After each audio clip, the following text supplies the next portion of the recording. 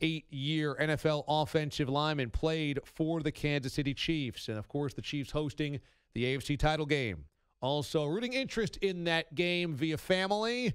Also an NFL analyst for SiriusXM NFL and the Action Network, our friend Geoff Schwartz. Geoff, good morning. Yes, I will be there in Arrowhead, freezing my little tail off. But I was not going to go, and I figured, you know what? How many times is your brother going to play in an NFC Championship game? So, an AFC Championship game. Doesn't matter. Either way, so I'm going to be there. It's going to be the highest 10 for the day. They said it could get to negative 15 wind chill, but I'll be outside turning Chiefs on. Negative 15 wind chill. How does Geoff Schwartz dress for negative 15 wind chill? So, you know, I don't know if you were in Minneapolis for the Super Bowl for Radio Row last year. I was. But, yeah, so I had to do radio at 6 a.m. for Sirius. Not had to. I mean, I was fine doing it. But so I got up and drove in over to Mall of America. It was negative 22 one morning. So I still have a jacket that I bought when I played for the Vikings. So it's a negative 40 rated Carhartt. It's fantastic. Not a problem with my upper body. I got a face shield. I got a beanie. I got gloves. I ordered thermal pants. Not even thermal tights, like thermal pants. And some thermal socks. I have my snow boots. I don't know if I'm going to wear them. I feel that I'll be uncomfortable for many hours. It's only supposed to snow Saturday. So the hand warmers, I'll be ready, man. I just, you got to do it, right? You got to do it.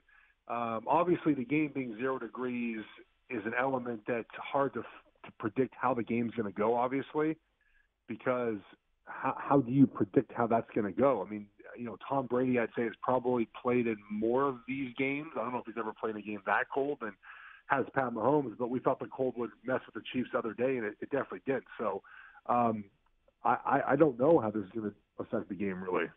I wonder as well, because you're right, Brady has played at far more of these at really sub-zero temperatures, except a slick turf, a frozen turf. It's a grass field at Arrowhead. It can't help short passing if everything is built on crisp route running and timing, which really Brady is, right? I mean, it's not – Brady doesn't wait for his receivers to make a play. They've got to be in the exact spot when he's got to hit them.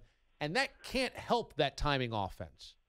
No, it can't. And I will say, Kansas City does. They spent millions of dollars to install the heated field, right? So the field should not be frozen at least, which obviously is important when we talk about this game. But I will say, you know, the Chiefs are also a timing offense. I mean, you know, Mahomes does more obviously after the snap as far as moving around the pocket than does Tom Brady. But they're a West Coast offense, right? They run a lot of the RPOs, a lot of slants, a lot of timing stuff. So, again, I don't know how this will affect the Chiefs. They do play on grass, obviously, more often than do the Patriots, who even in division only have one division opponent who's on grass. So that's now 10 out of your 16 games a year, at least on turf. So, it's going to be a factor. They're going to probably have to wear spikes, and it's going to be different than what people kind of maybe expect it to be, but it kind of does go both ways a little bit here. Geoff Schwartz joins us this morning on the show to look ahead of the championship games.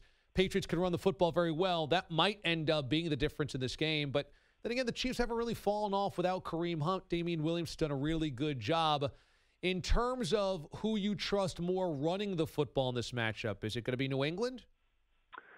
Well, it's interesting. You know, the Chiefs and New England have about this, I'd say, same sort of offensive lines as far as they both have really good tackles. They have a good center. They have some good pieces. Here and there. So their offensive lines are about the same. It's a matter of what run defense you're playing against. And the Chiefs' run defense is just not very good. The problem is, and this is what happens when you play the Chiefs. This is what happened last week. It's what happened when teams come in there. The game plan is always the same. Because the Chiefs, we know, have a good pass rush. Okay? They have 52 sacks in the regular season. They came at Andrew Luck last week, and they play much, much better, by the way, at home, which is interesting because for whatever reason, they're just a better defense at home. They've been that way all year. Haven't played great offenses, but they've held those offenses. They have played under their season total, so they've played really well. The game plan is the same every time. I'm going to say it's the same this week. Run the football. So you run the football. You keep the ball away from Pat Mahomes. You control the clock. You control the crowd. What happens is if you get down 14-0, do you stick with your game plan? The Chargers, when they played the Chiefs, did that because the Chargers got stops on defense. They were down 14-0, and just kept running the ball, running their offense. Eventually, they won the football game. So New England, if they come down and go 3-0 the first drive, Kansas City scores, New England punts the ball again, and they get down 14-0, do you stick to your game plan, which has to be run the football and complete some play-action passes, take advantage of Eric Berry not being in the middle of the field probably. So will they stick to what they should be doing is a big part of when you play the Chiefs. I felt as though the Chargers getting blown out was a coaching and quarterback failure. I just felt like defensively they didn't do what they needed to do, which they did against the Ravens, against Belichick and Brady. And that at quarterback, I mean, Phillip Rivers melting down on the officials cannot help climb out of a hole. What did you think was the biggest reason? To me, I don't think the Chargers are 40 points worse than the Patriots, but they were at one point in that game. What do you point to why they got blown out? Yeah, Rivers, I mean, that's who he is, right? He's always going to try to get an edge with the officials. The complaining didn't help or hurt the game. It just looks worse when you lose, obviously, to be complaining like that. I will say it was a coaching blunder, in my opinion. I mean, it's interesting.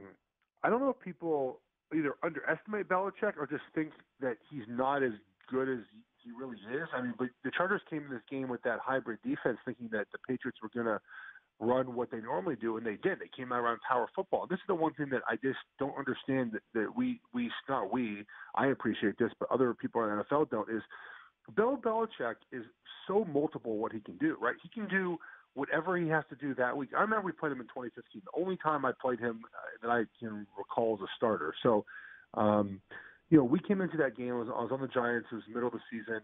And we prepared for 3 different base defenses. Normally, teams have 1 base defense. New England had 3. And we actually got the third of the 3 we thought we'd get that game. And that's what they can do, right? So if they come out and you run this hybrid 4-1-6 defense with 7 defensive backs, they'll just run the football, and they did. And then they play action pass, and then you have secondary players playing linebacker who don't know how to defend a play action pass from that spot on the field.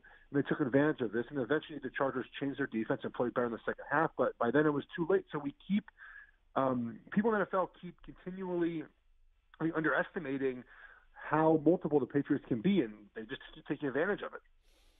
Geoff Schwartz joins us here on the DA show, and I want to talk about coaching in the Cowboys and Rams game, because in an article for The Ringer, right guard Austin Blythe of the Rams talked about how they knew what the Cowboys' defensive line was going to do. I'm going to read this for you and the listeners. Blythe said, usually they like to play a 3 technique. But if my guy got a little wider and looked like he was going to play the left or right tackle, he was going to slant out, and we were going to get another movement from the other side too. If the tackle is going to come in, the tail is going to come in from the other side. Asked how often that was accurate in that game, Blythe said more than 90%. Was that great coaching by the Rams to look for that tell, or is that a problem by Cowboys coaching that the tell was so obvious? Everyone who plays the Cowboys knows this stuff. I'm surprised he said it out loud. I mean, it's like they're not complicated defense. They're a cover 2 team. They pirate. They stunt certain defenders depending on the coverages. It's not a surprise when you play them. Everyone knows what they're doing. They just execute it better than you at times. And the best offensive lines, and the Rams are one of them, just study this. And look, you can be told the tendencies all you want by your coaches, but you have to go out on Sunday and see them, right? I mean, you could say, oh, if he's wider, this is what it is. But if you're a lineman who doesn't really pay attention to those little details, your coach can tell you all you want. It doesn't matter. But the Rams have an offensive line that does. I'm just surprised he said that out loud, because that's not a surprise. I mean, I've played the Cowboys multiple times. I knew what they were doing. I call it out. Oh, Pirates here, whatever it is. And you have to be good enough to get to cut the guy off and get off on the snap count. And they know that you know. And you have to be better than that. So it's not a surprise. No, it didn't surprise me when I saw him say that. People freaked out, of course, on social media that the Cowboys, there's no surprise what they do. The NFL, there's really not a lot of surprises. I think people get romantic and fantasize about these great these great adjustments that teams make, and it's really not. A lot of times it's little things here and there. It's little advantages here and there. Sometimes attacking one player in a certain play. There's just not. It's not as much fooling as you think there is. Can you tell me if you could put a finger on why the Saints offense hasn't been as explosive the last month, including the Sunday win over the Eagles, as it was earlier in the year? Well, they played the 3 road games, and they're just not as good on the road. They played that stretch where it was the Cowboys, the Panthers, and the Bucks. I think it was the Bucks, the Panthers. That's the way that order went. But they're just not as good on the road this year. At home, they'd averaged 37 points a game when Drew Brees was starting this year. At home, he didn't start Week 17. What happened on Sunday was the Eagles their defensive line controlled that game for the first about 18, 22 minutes of that game. We saw a lot of holding penalties on the Saints. We saw some procedural penalties. We saw some false starts. We see some delay games, just weird things we hadn't seen. They just looked rusty. So I'm not terribly concerned about it, but I do think teams have figured out that besides Michael Thomas, there's no one else to throw to. It's actually quite interesting that the Saints have had the success. When you look at their talent on the edges, they really don't have very much. Now, Ted Ginn being back is huge, and we saw the first play of the game. He was open for a touchdown. And Drew Brees missed him. So having him back is huge. But with Talib back for the Rams, that you put him on Thomas, and Thomas is a great player. I'm sure he'll have some catches. But where the Saints going to go from there? You double him, you double Kamara, you double Thomas. That's what the Eagles did the first game. That's what they did yesterday, or just now it's on Sunday. I'm interested to see how the Rams go about defending the Saints. Geoff Schwartz joins us here on the DA Show, NFL analyst for SiriusXM NFL and the Action Network. And not only are you an NFL analyst, you're also a Pac-12 analyst, also for SiriusXM. And I know how excited you are for Pac-12 basketball this year. What a tremendous season this has been for the conference in hoops, huh? So we did a whole show yesterday. My regular Sean O'Connell was out. I was on with George Schroeder, who's stuff for USA Today for college football, and we just talked about basically NFL and Kyler Murray for 3 hours. And in the middle of it, George was like, you know what? I like doing this show because we just don't talk about Pac-12. I'm like, what are we going to talk about? We have one. We're going to be a one-bid league probably, unless the winner of the conference tournament is not the winner of the regular season. That's the way we might get 2 teams in. Yeah. Otherwise, we're not getting anyone in. We are awful. I mean, Arizona State's our best team, who lost to Princeton, then lost to Utah, and kind of back-to-back games. And then UCLA fired the coach, and they've been better since Alford's gone. They beat an Oregon team who was up by 17 points with 7 minutes left at home and lost. It's just bad. USC was supposed to be good. They're 2-2 in conference. Arizona with the sanctions, or I guess the appearance of sanctions, have hurt Arizona mightily. That's a problem. But I mean, yikes! It's So we don't even we avoid it as we can. But obviously, at times you have to talk about it. But what do you like today? I thought I was a test producer. What am I going to talk about today about the Pac-12? There's nothing to talk about. I love the hosts of the Pac-12 radio channel going, "Oh, I like this show. We didn't have to talk about the Pac-12 today."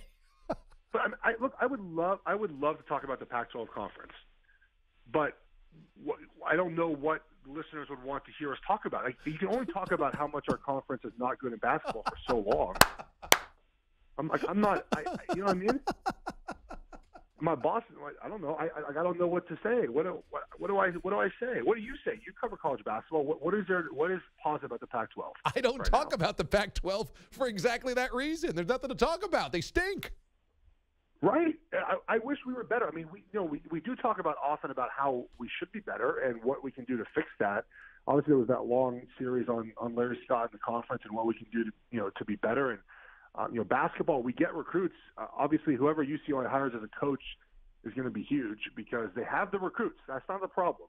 It's been coaching. So who they hire is going to be important. Bobo being out for Oregon has kind of taken that storyline out of our conference because he was playing well and he's done 7-3 kids shooting step back 3-pointers.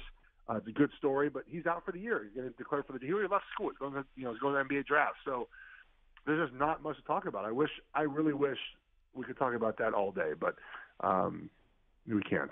Geoff Schwartz, you be warm coming up on Sunday, okay? I want to see how those thermal pants work out for you. I'll probably sweat anyways, knowing myself, but okay. I'll give it a go. I'll let you know how it goes. All right, man. Thanks, buddy. Take care. Geoff Schwartz joining us this morning on the show.